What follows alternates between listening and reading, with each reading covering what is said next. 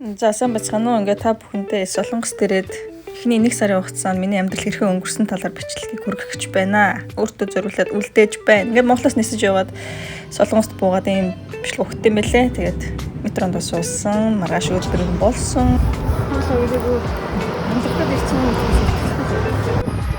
За өнөөдөр хичээлийн эхний өдөр байна.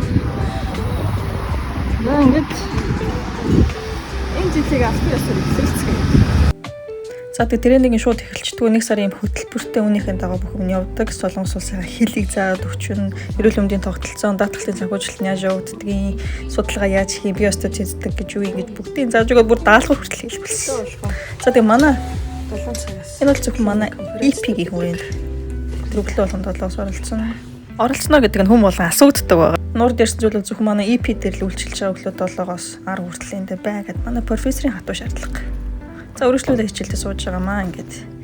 Хамгийн гоё мөч бол олон улсынхаа найзуудтай зөв гадуур явах, ууланд гарах энэ мөчл хамгийн гоё юм байна. Манай найзууд бол ийм өглөөний уулзалт хурал цуглаан бол байхгүй. Тэр хамгийн сайхан. За тэгээд бид хөтөлбөрийн дагуу сөөвлөр 1 хоног аялал хийх байсан. Тэрнийхэн дагуу аялаад явж байна. Манай эдэг өөрхөө намаа бичлэг зураг авангууд айгуу гоё дэмжиж өгдөг.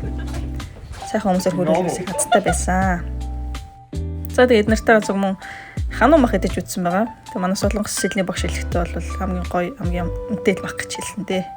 За тэгээд 4-7 хоног үргэлжилсэн сургалт маань дуусаад бид нар ингээд төгсөлтөө хийж гин. Төгсөлт хийж өгсөн. Бүгдээрээ диплом гардаж авсан байдаг. Сайхан хүмүүстэй танилцсан да одоо ч талархаж байна. За ингээд энэ бол ингээ манай ангийнхны төгсөлтийн зураг байгаа. За энэ хүн 1 сар бол миний 1 жилийн сургалтын маань дөнгөж трейлер нь байсан байт юм аа. За тэгээд баярлаа.